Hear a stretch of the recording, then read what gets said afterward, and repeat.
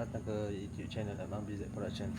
Dan aku sekarang cuba untuk buat video menggunakan kamera baru, DJI Osmo Pocket 3. Sangat-sangat kecil. Di mana kita nak test bagaimana dia punya kualiti dia. Sama-sama kita tengok.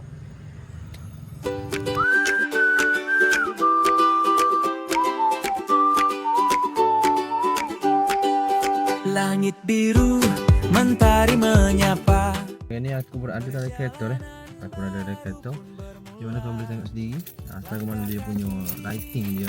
Tanpa ada sebagai sebagai lighting pun. Cuma yang adanya hanyalah api luar ni lah. Kalau tengok muka aku ni macam agak-agak gitu. Jadi aku cuba guna untuk tak ada mic lah. Sekarang kita guna dengan mic pula. Kau boleh dengar sendiri setara mana mic. Dan kalau boleh tengok sendiri, aku sambil aku pacak sini kamera ni, dan aku cuba sambil bawa kereta, kau boleh tengok macam mana dia punya getaran stabilizer dia tu.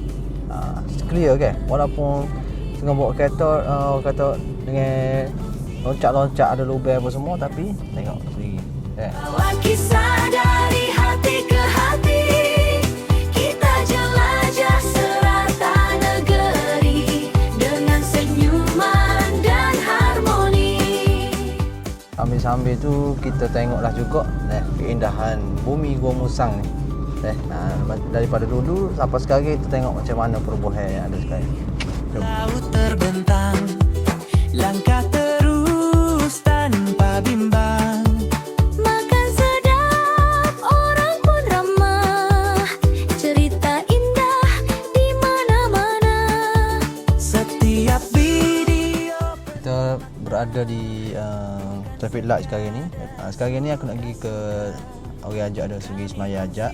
Di mana satu kampung tu nak buat tapak surah lah tempat tu. Lepas tu dia nak buat semaya ajak. Jadi kita pergi untuk semaya ajak ni lah. Jom sama-sama.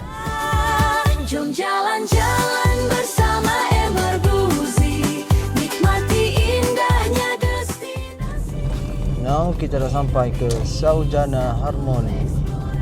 Ni lah guys, Saujana Harmony. Okey.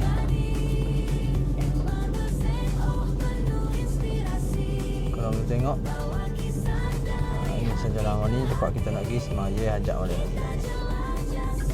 Now kita dah sampai ke tujuan kita, tempat kita nak pergi. Ramai orang kita boleh tengok sana, tengok siap-siap untuk semaya ajak lah. Langkah kecil, kenangan besar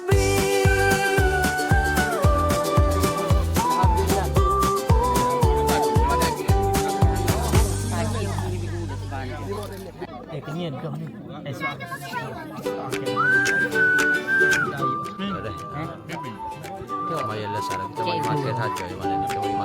Langit biru, mentari menyapa.